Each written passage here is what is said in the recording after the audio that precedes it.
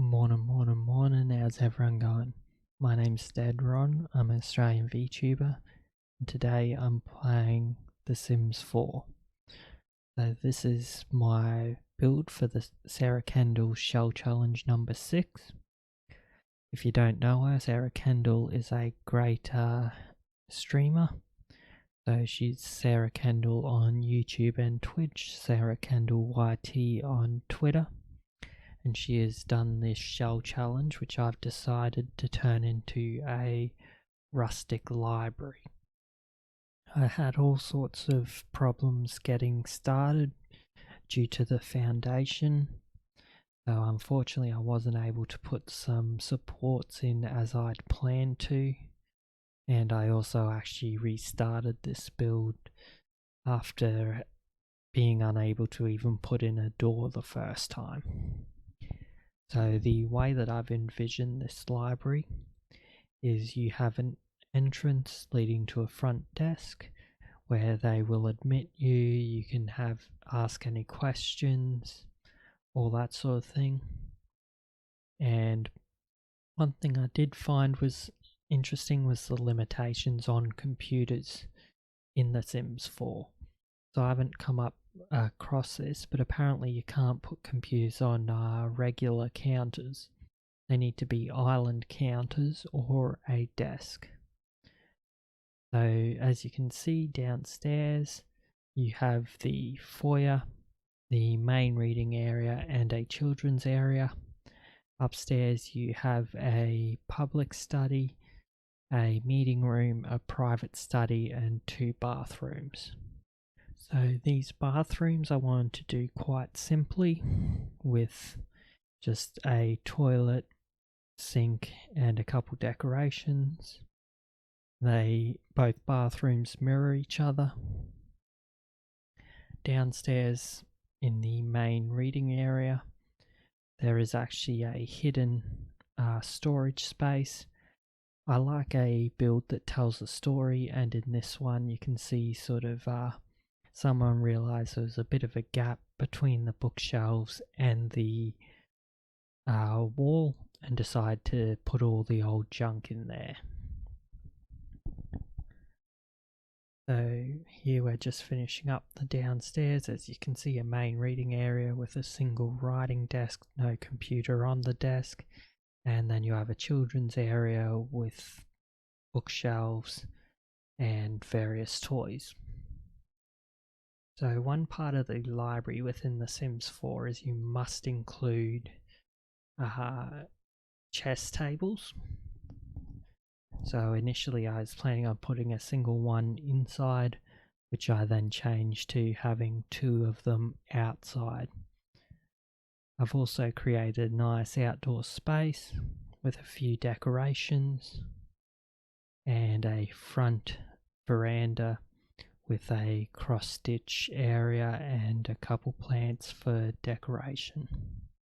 Several sort of statues and just general decorations around. I ended up putting a shelf in the study and went with a consistent theme for all of the wallpaper except for the children's play area and the bathrooms.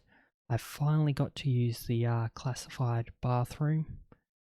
I haven't had the opportunity to use that before, and I really appreciate the opportunity to use it in this build because I love that wallpaper.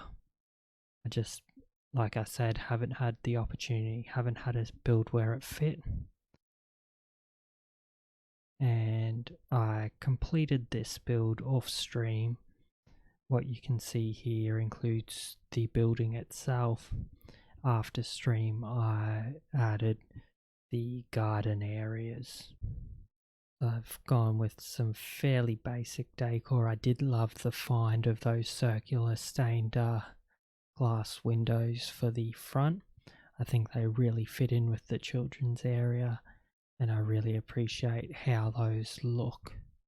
I've gone with some shingle roofing except for the patio, which has corrugated iron over the top.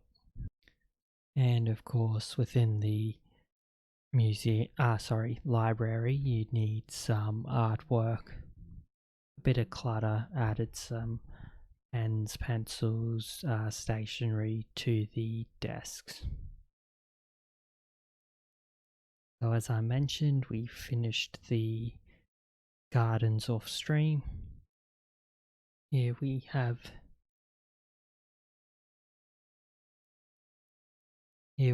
our build. You have a rather nice front entrance with stained glass windows, a notice board, and some nice gardens as you enter.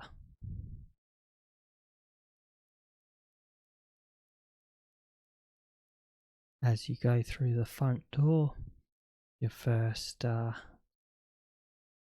thing you see is the front desk, where they will admit you. They can check your library card, you can return any existing books, all that.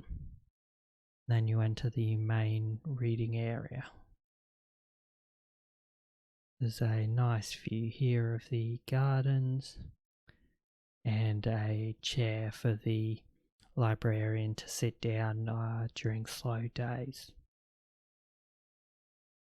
Over here you have your main reading area and a small study, and then you have the children's area where they can play to their heart's content or read a book on one of the 2 toadstool seats.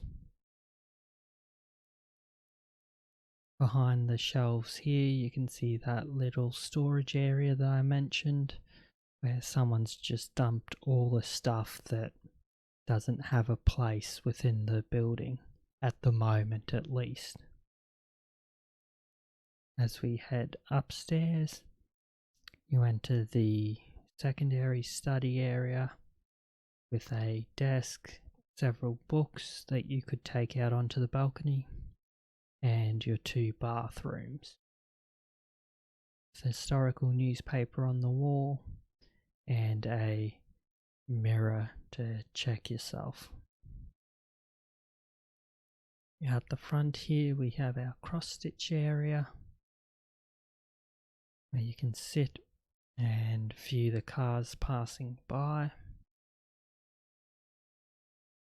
Finally, we have a private study that can be hired out with a computer, bookshelf and desk, or you can book out the meeting room for all your organisational needs. Next we move out to the rear balcony, which, because The Sims is a well-designed game, is very difficult to view in first-person mode. However, we have 2 chess sets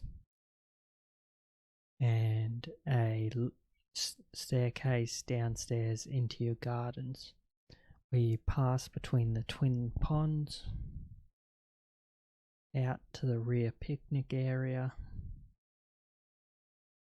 and several shaded benches where you can read under the cover of weeping willows or cherry trees. Just please do not feed the ducks. As you pass by the outside of the building, you can reach the footpath, passing by 2 standing gardens and of course the trash. I want to thank you for coming to watch this build. I had a lot of fun. Go check out Sarah Kendall on Twitch and YouTube.